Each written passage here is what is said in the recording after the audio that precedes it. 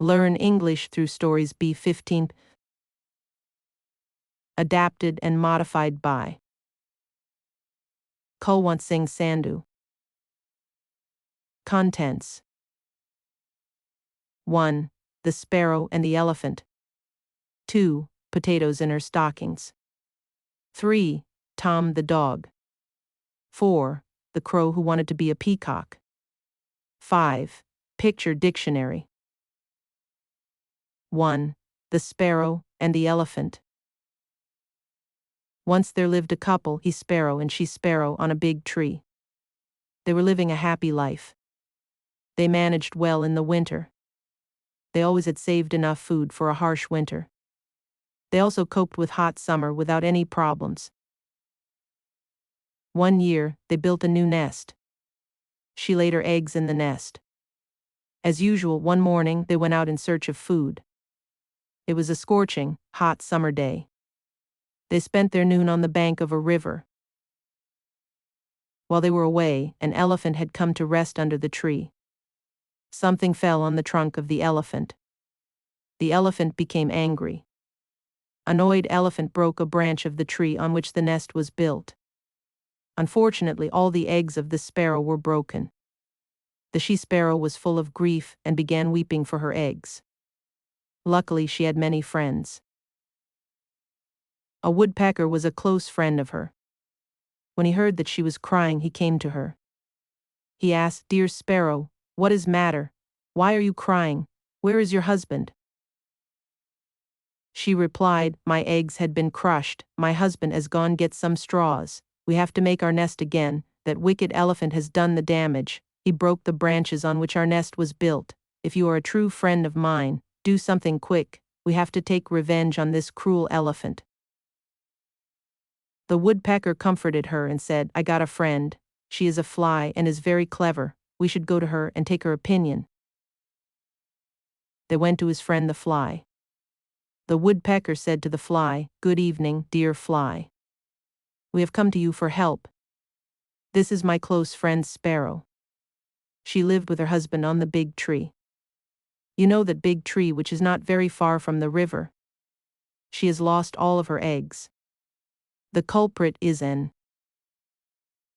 elephant. He was angry about something.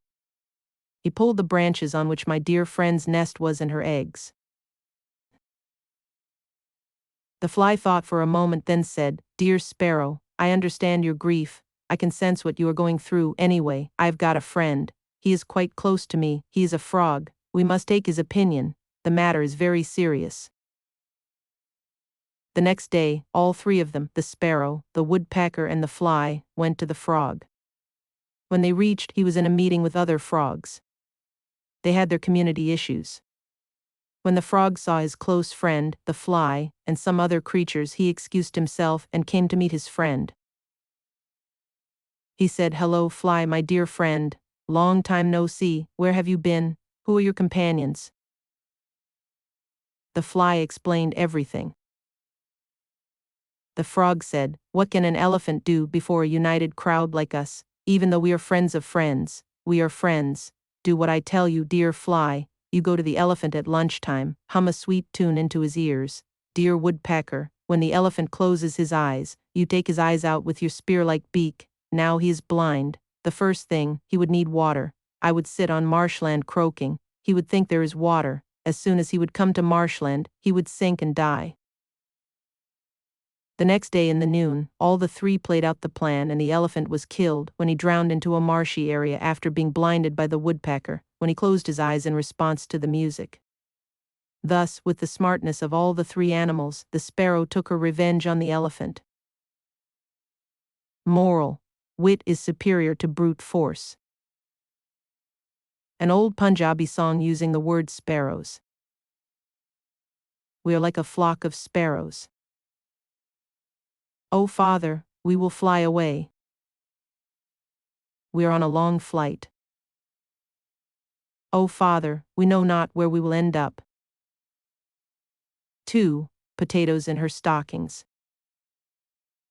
When sewing and darning was taught at schools, there was a little girl called Mary Jane.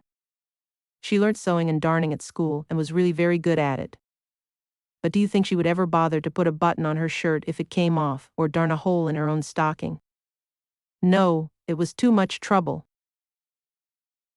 The children used to laugh at Mary Jane when they saw holes in her stockings. "Look, Mary Jane has got potatoes in her stockings again," they shouted. And really, it did look as if potatoes were sticking out. You could see her toes through in holes, or her heel peeped out like a round potato. "You should be ashamed of walking about with holes in your stockings, Mary Jane," said Miss Brown, her teacher. "You had top marks last week for darning in the sewing lesson, and yet you don't darn your own holes. Let's see that they are done before tomorrow." Now Mary Jane forgot all about mending the holes. She went off to school the next day with the holes still there. And she passed a little brownie, a magic creature, called Mischief, who lived under the bushes in the lane. Now Mischief was as bad as his name, and as soon as he saw Mary Jane running by with holes in her stocking, he grinned and sent a spell after her. WIP. The spell caught her up and settled in her stockings. It set to work, and by the time Mary got to school she felt most uncomfortable.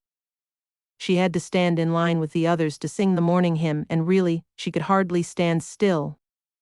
Something was very wrong with her feet.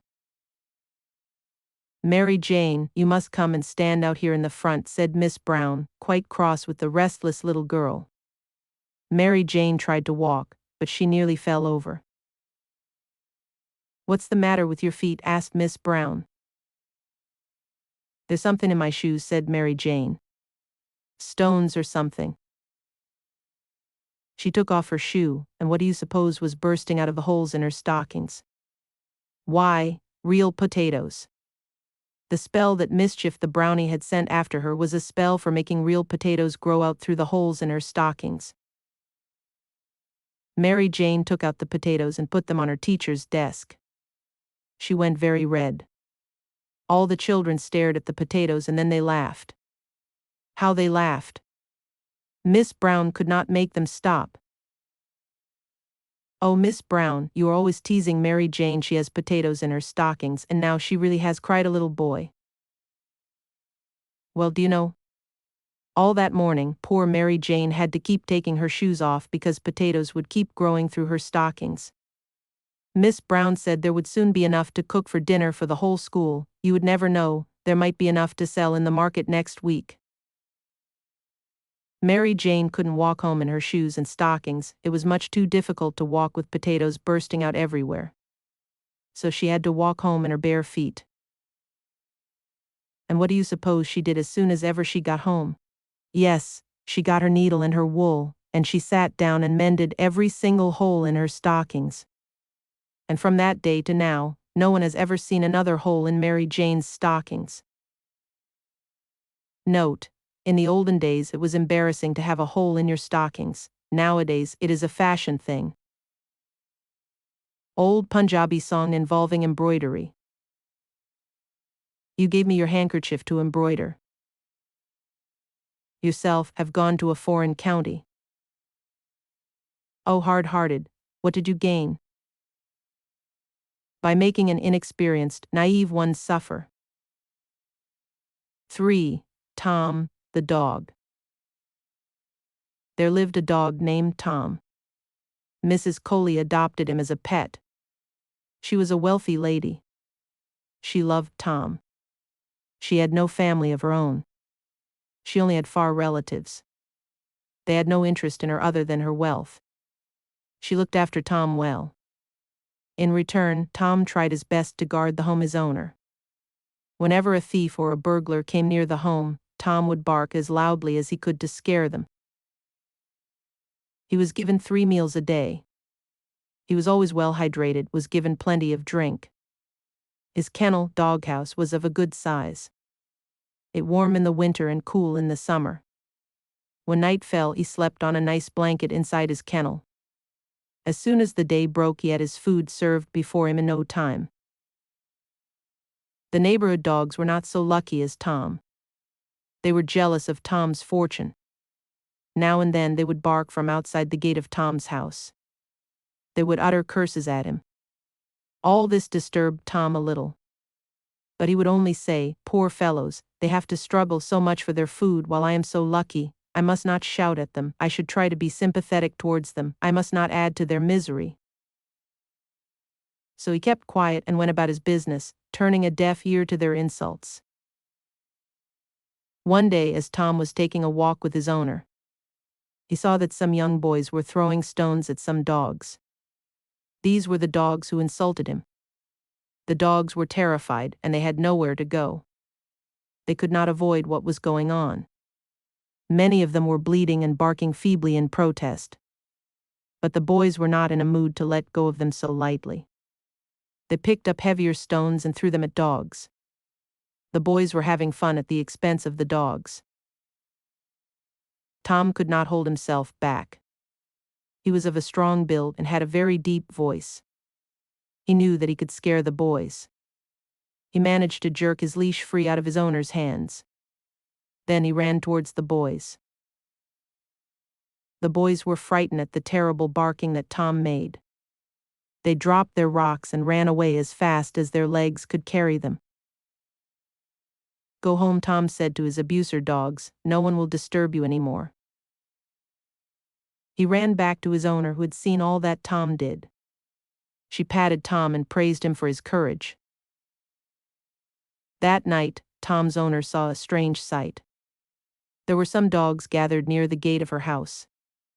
They wanted to say something to Tom. She thought they might have come to thank Tom. And right she was. From that day, Tom and his abusers had become friends. Tom's kindness had won over his abusers' hatred, and he had earned their love, respect, and admiration that nothing on earth could buy. Moral: be good to all, even if they happen to be your enemies. My dog. My family got a new dog. Its fur is short and white. I absolutely love him. But something is not right. His ears are soft and long,